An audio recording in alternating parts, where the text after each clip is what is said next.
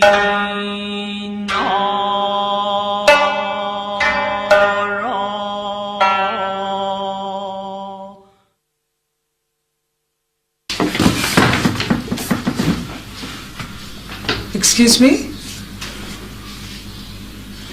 Me, আপনি বসুন। কিছু বলবেন? আপনি বসুন প্লিজ, এখানে বসুন প্লিজ, আসুন।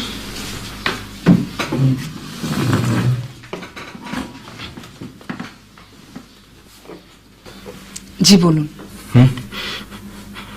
কোনো সমস্যা? কিছু খাবেন? চা বা কফি? না। আপনি এক কাজ করুন, বরং কালকে আসুন, আর একটু হাতের সময় নিয়ে আসবেন, একটু আর্লি আসবেন। এখন তো আমার যাওয়ার সময়। না, আমি তো রাত ছাড়া বেরোতে পারি না। ও, এটাই আপনার সমস্যা? না, মানে আপনার কি মনে হচ্ছে আপনি যা বলবেন সেটা আমি বিশ্বাস করব না? হ্যাঁ। অসুবিধা কি? আমি তো আর এমনি এমনি আপনার কথা শুনছি না। This is my job. আপনার কথা শুনে আমি টাকা পাবো, আর আপনিও কিছুটা হালকা হবেন। দুজনেরই লাভ। শুরু করুন।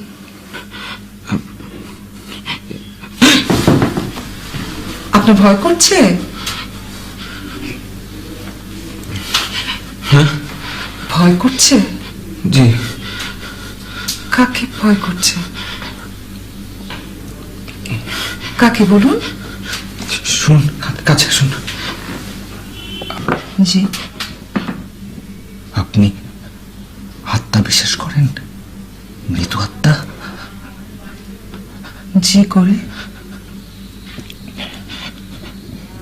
আমার সাথে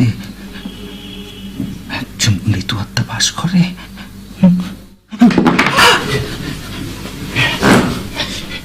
আমি আমি এখন যাচ্ছি, আমি আরেকদিন আসবো। জি জি, আচ্ছা, সাবধানে।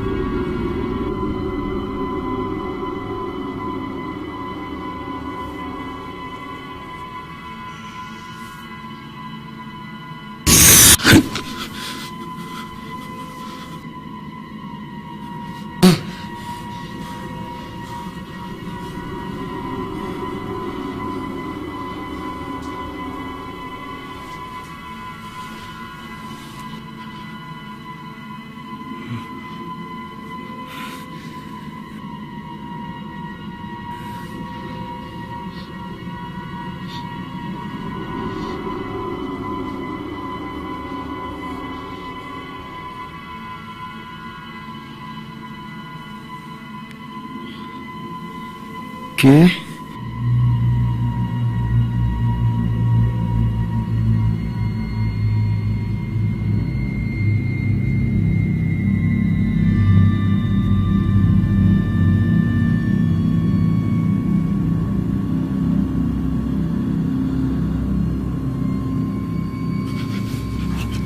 কে?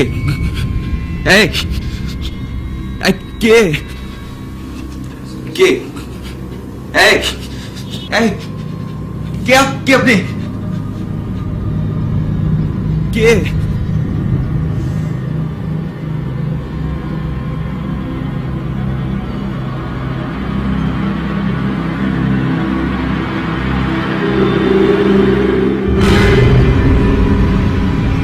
কে?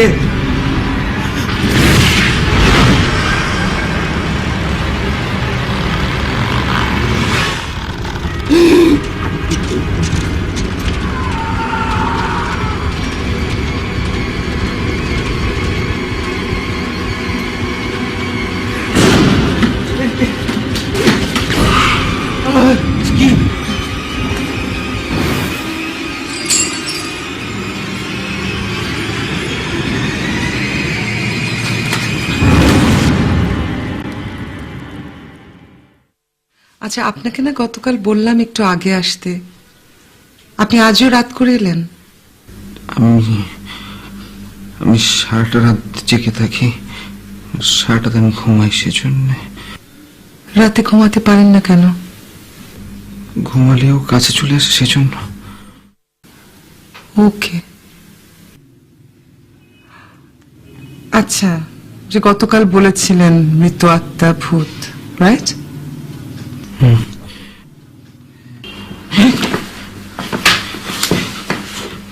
আপনি কি এখনো ভয় পাচ্ছেন? হ্যাঁ,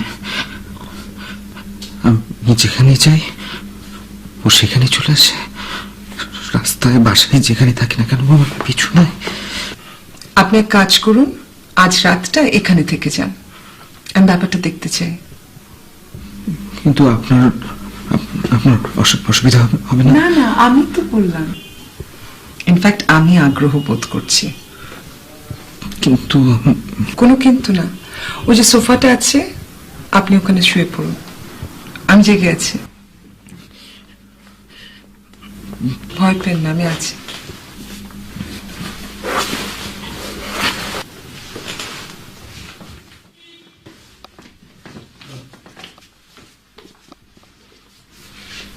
আপনি ওইখানে একটা কুশন বালিশ হিসেবে ইউজ করতে পারেন, প্লিজ।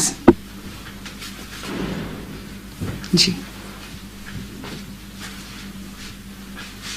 ফিল কমফোর্টেবল, আমি জেগে আছি। ওকে।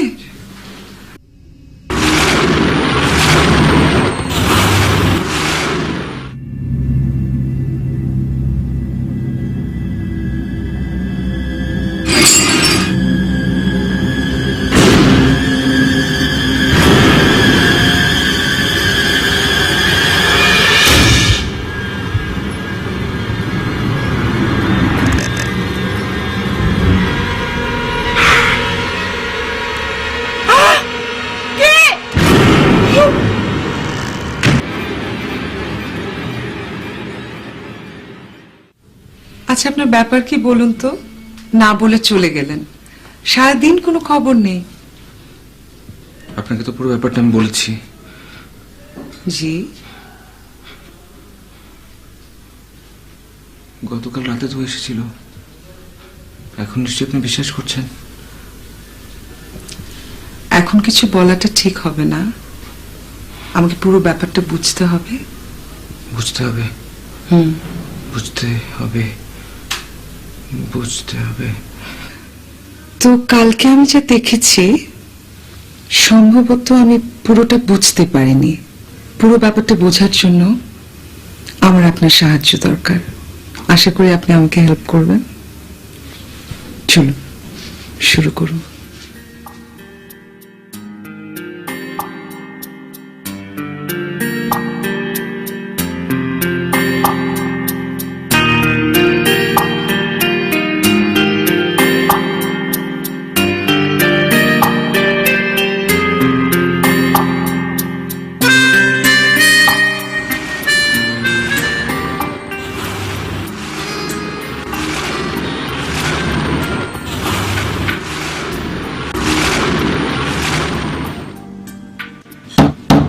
কে?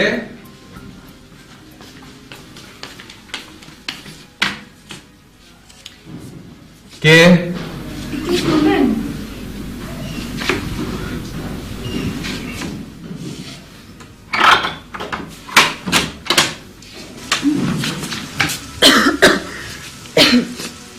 কাকে চাই?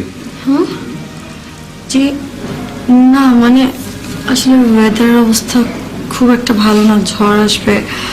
আর আমি রিক্সায় যাচ্ছিলাম, ওটা আসলে সেফ ছিল না। আপনি যদি কিছু মনে না করেন, কিছুক্ষণ বসতে পারি?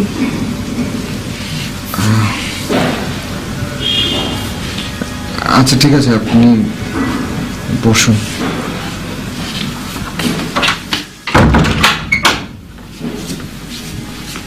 আসুন।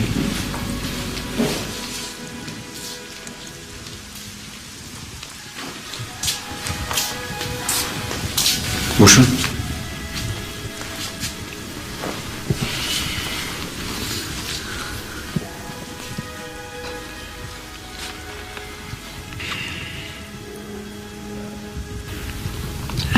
বড় বাড়িতে আপনি একা থাকেন? না মানে কাউকে দেখছি না।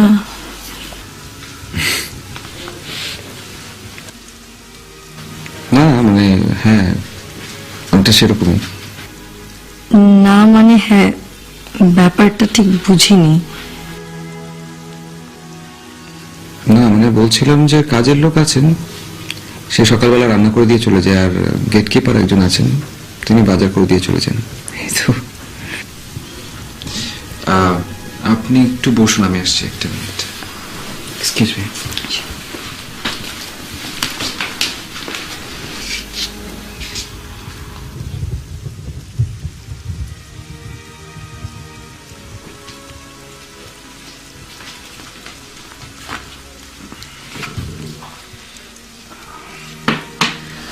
জানি। Thank you. একটা কথা জিজ্ঞেস করি, জিসিও, আপনার ভয় করে না এত বড় বাড়িতে একা থাকতে? ভয় লাগবে কেন? ইনফ্যাক্ট অভ্যাস হয়ে গেছে আসলে।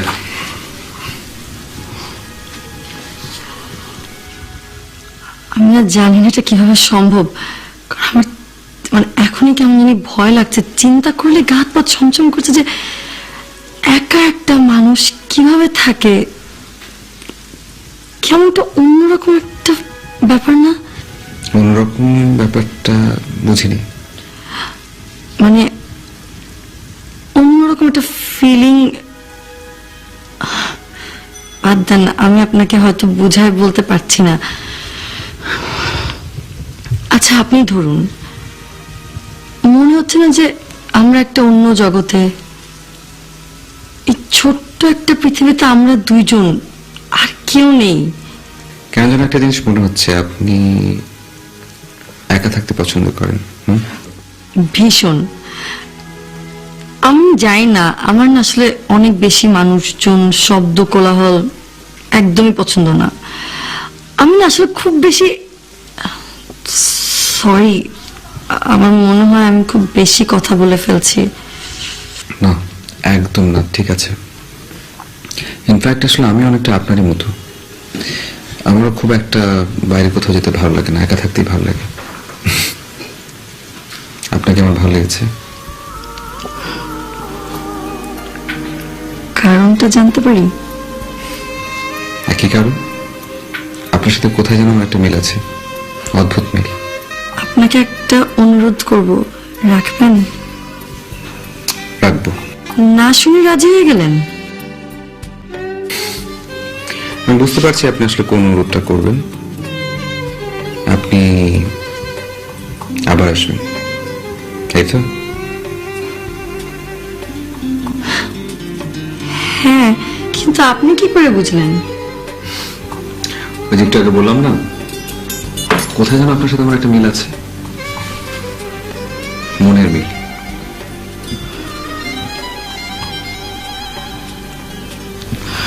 আচ্ছা, ঝড় মনে হয় থেমে গেছে, আমার ওঠা উচিত। শিওর, চাটা শেষ করুন। আরেকদিন। ওকে, আসবো।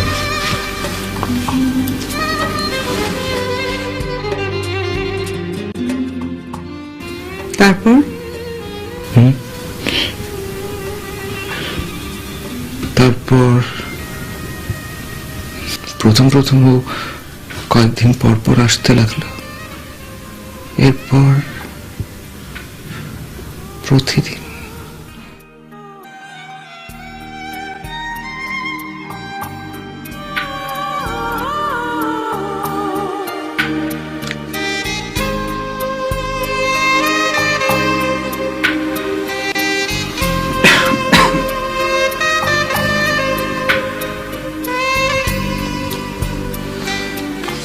এতক্ষণ পরে ঘুম ভাঙলো? তুমি জানো আমি যে কখন থেকে বসে আছি? আচ্ছা, কি হলো, আবার ঘুমিয়ে পড়লে কেন? তুমি কি জানো তুমি ঘুমিয়ে থাকলে তোমাকে অনেক সুন্দর লাগে? এই উঠো না প্লিজ, তাকাও আমার দিকে, একটাবার তাকাও। আমাকে আজকে অনেক সুন্দর লাগছে না?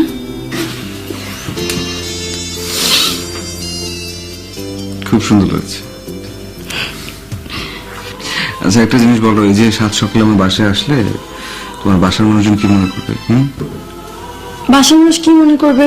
বাসায় আছেই কে, আমি আর বাবা। আর বাবা আমাকে অনেক ভালোবাসেন, কিচ্ছু বলবে না। বাবা যদি জানতে পারে?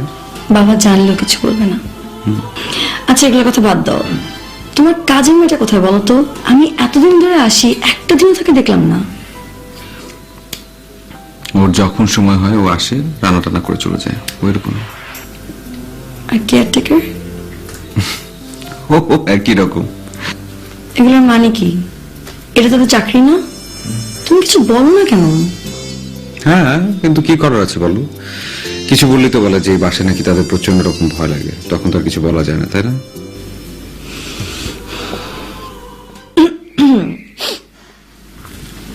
তার মানে এই পুরো বাড়িতে এখন এই মুহূর্তে তুমি আর আমি ছাড়া কেউ নেই। কাজের মেয়েও নেই, কেয়ারটেকার নেই।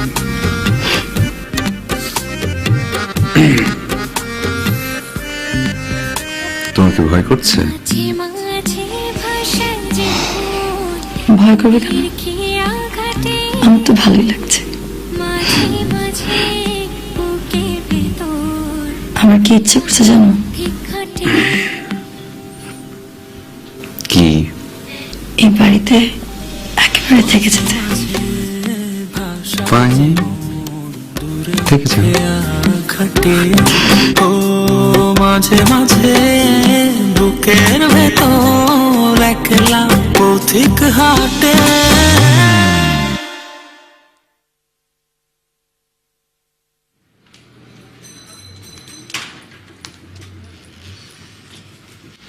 আয় রিক্সা।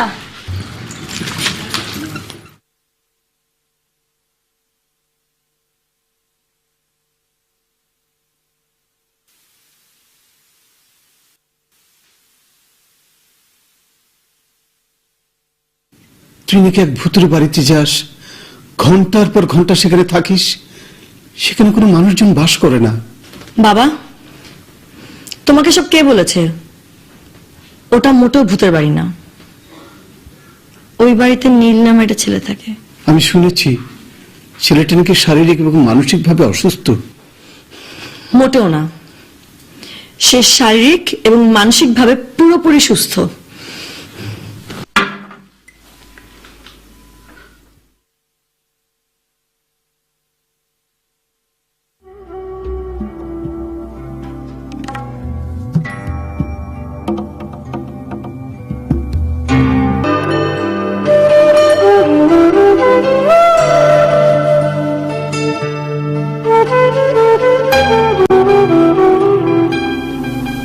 তুমি আর আমার কাছে আসবে না প্লিজ।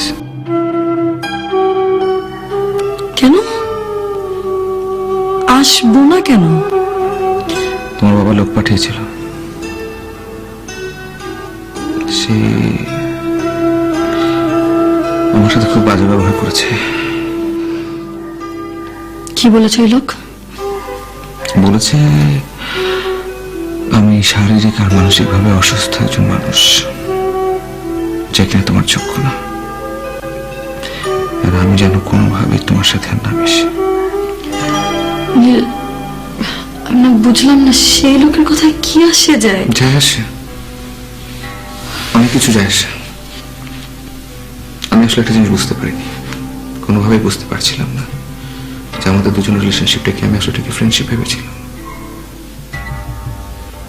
কিন্তু আমি এখন বুঝতে পারছি আমি তোমাকে ভালোবাসি।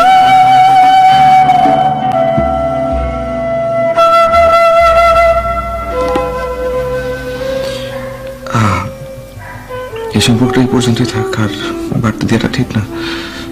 তুমি আর আসবে না প্লিজ। আমি তো তোমাকে ভালোবাসি, আর আমি আমার ভালোবাসার মানুষটার কাছে কেন আসবো না? I'm sorry.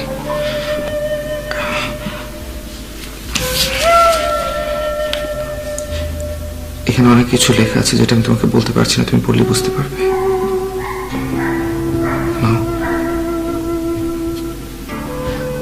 প্লিজ।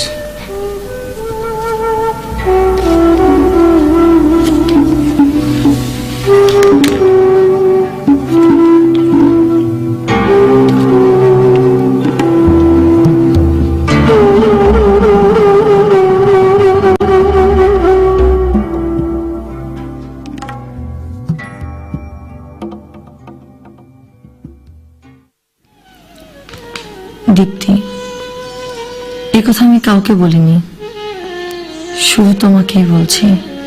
নিজের দুর্বলতার কথা কাউকে আসলে বলতে ইচ্ছে করে না। আমার ছেলেবেলা কেটেছে নানান অসুখে বিসুখে। ছেলেরা যখন মাঠে খেলেছে, স্কুলে গিয়েছে, তখন আমি বিছানায় পড়ে আছি। একটার পর একটা অসুখ লেগেই থাকতো। আমার বাবা বুঝতে পারলেন, যদিও আমি বেঁচে থাকি কিছুই আমি করতে পারবো না। তাই উনি এই বিশাল বাড়ি আর অনেক টাকা রেখে গেলেন। আমি বাস করতে লাগলাম মানুষের বাইরে, একা একা একটা জীবন। ডাক্তার বলে দিয়েছিলেন আমি যেন কোনো পরিশ্রম আর উত্তেজনার মধ্যে না যাই, আমার বিপদ হতে পারে। মানুষের কাছ থেকে সরে গেলাম আস্তে আস্তে। তৈরি হলো এক নতুন জগৎ। আমার সঙ্গে হলো নানান কল্পনার জল্পনা। ওদের সঙ্গে আমি ভালোই ছিলাম। তারপর হঠাৎ তুমি এলে।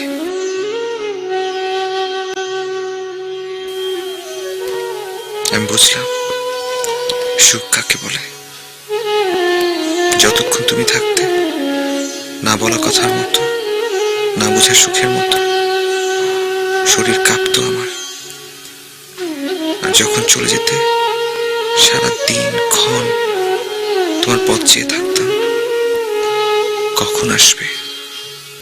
তুমি ভালো থেকো, সুখে থেকো। আমি চাই না তুমি আমার অসুস্থ জীবনের সাথে জড়িয়ে যাও। নীল।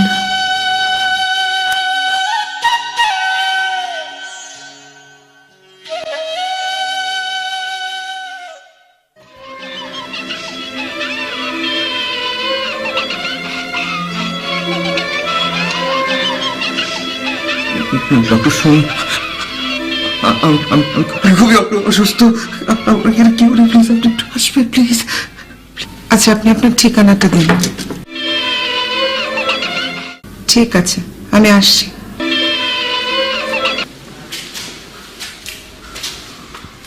নীল,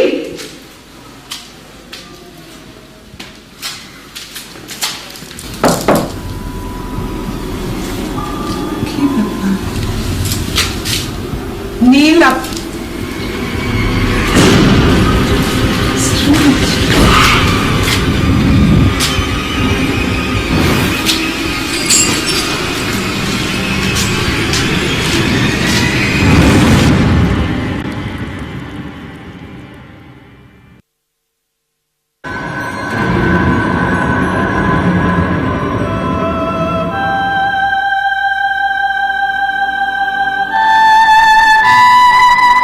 আপনি আমাকে বাঁচান।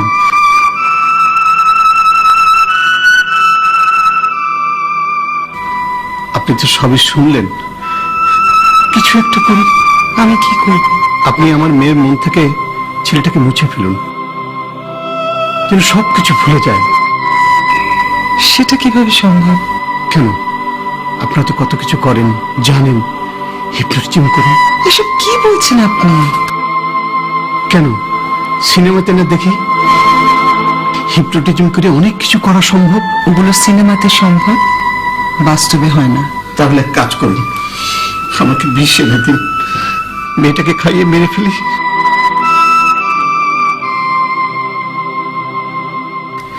ঝামেলা যাক।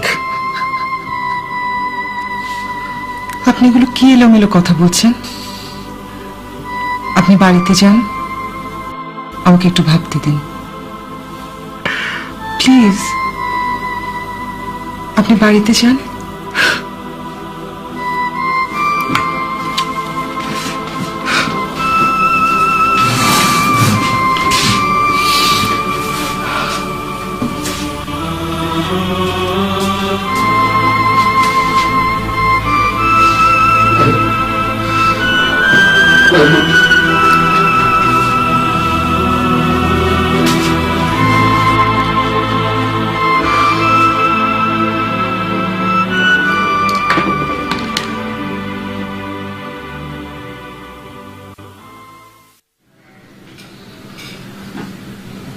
দেখুন, আমি অনেক ভেবেছি, কিন্তু কিন্তু কি? কিন্তু কোনো পথ খুঁজে পাইনি। তবে তবে একটা পথ আছে, কিন্তু সে পথে না যাওয়াই ভালো হবে। অনেক বড় রকমের বিপদ হতে পারে। আমি যে বিপদে আছি, এর চাইতে বিপদ আর কি হতে পারে? আপনি বুঝতে পারছেন না, অনেক বড় বিপদ হতে পারে। প্লিজ আপনি বলুন। আমার খুব ভয় হচ্ছে, খালি মনে হচ্ছে কোনো বড় রকমের ভুল করে ফেলছি না তো। আপনি বলুন প্লিজ। আচ্ছা শুনুন, আমি আপনাকে যে ওষুধটা দিচ্ছি সেটা কিন্তু খুব চরম মানসিক রোগীদের ক্ষেত্রে দেয়া হয়, যাদের মধ্যে ধরেন আত্মহত্যা প্রবণতা, মারাত্মক মানসিক উত্তেজনা, এদেরকে আমরা এই ওষুধ দিয়ে থাকি। কারণ এই ওষুধটা খাওয়ার পর রোগী একদম নিস্তেজ হয়ে যায়। সাধারণ মানুষ কিন্তু তাকে দেখে বুঝবেই না যে সে বেঁচে আছে। এই ওষুধ দিয়ে আমি কি করব? আমি তো সেটাই আপনাকে বলছি, আপনি একটু মনোযোগ দিয়ে শুনুন। আপনি আপনার বাড়ির সবাইকে একটু বাইরে পাঠিয়ে দেন, শুধুমাত্র কেয়ারটেকার ছাড়া। আপনার মেয়েকে এই ওষুধটা খাওয়াবেন এবং একটা অন্ধকার ঘরে শুয়ে রাখুন। তারপর আপনার কেয়ারটেকারকে বলবেন ছেলেটার কাছে যেতে এবং গিয়ে যেন বলে যে আপনার মেয়ে আত্মহত্যা করেছে। যদি সে শেষ দেখা দেখতে চায়, এসে যেন দেখে যায়। এতে কি হবে? ছেলেটি এসে যখন দেখবে আপনার মেয়ে আর বেঁচে নেই, তখন সে প্রথমে কষ্ট পেলেও আস্তে আস্তে কিন্তু ভুলে যাবে। আর আপনি বলুন, একজন মৃত মানুষকে কদিনই বা মনে রাখে? আপনি তখন আপনার মেয়েকে অন্যত্র নিয়ে গিয়ে বিয়ে দিয়ে দেবেন। কিন্তু আমার মেয়ে তো তাকে ভালোবাসে, তার কি হবে? আমি যে ওষুধটা দিয়েছি এটার কিন্তু খুব স্ট্রং সাইড এফেক্ট আছে। এটা মেমোরি অনেকখানি বিলুপ্ত করে দেয় কিংবা হালকা করে দেয়। আমার মনে হয় না আপনার মেয়ে খুব একটা বাড়াবাড়ি করবে। আমি ওষুধটা লিখে দিচ্ছি।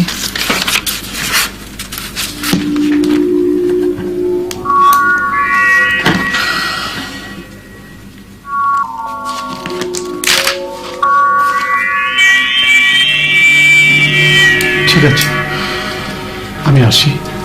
জি, আসুন।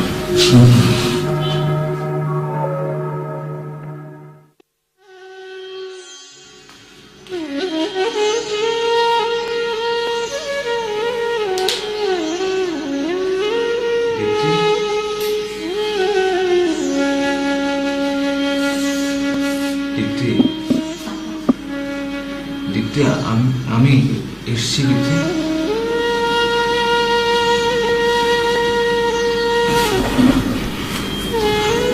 দীপ্তি, এই দীপ্তি, কি কেউ কি? দীপ্তি, দীপ্তি, দীপ্তি দেখো না।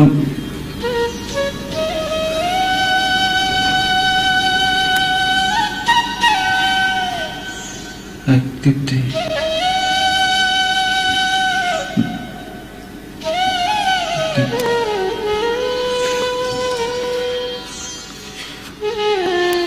দীপ্তি, এই দীপ্তি, দীপ্তি উঠো না। দীপ্তি, এই দীপ্তি, এই কেউ এখানে নেই নাকি? দীপ্তি উঠো না প্লিজ, দেখো আমি এসেছি। দীপ্তি, দীপ্তি, দীপ্তি, দীপ্তি, দীপ্তি শোনো, শোনো না দীপ্তি, দেখো।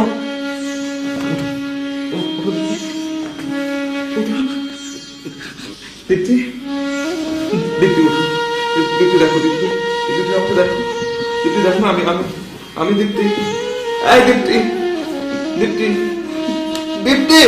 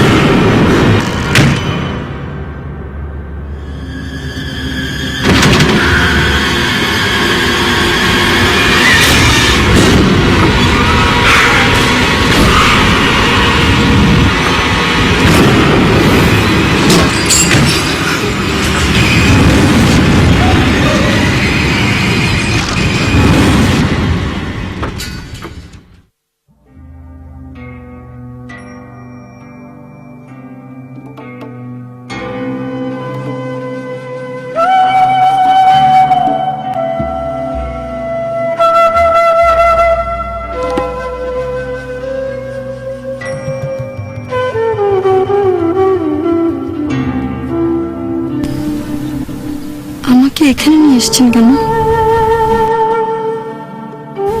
সেটা আমি তোমাকে বলতে পারবো না, কিন্তু এখানে একজন খুব দুঃখী ছেলে শুয়ে আছে। আসো আমরা দোয়া করি পরম করুণাময় যেন ছেলেটার সব দুঃখ ভুলিয়ে দেন। আমি কি তাকে চিনি?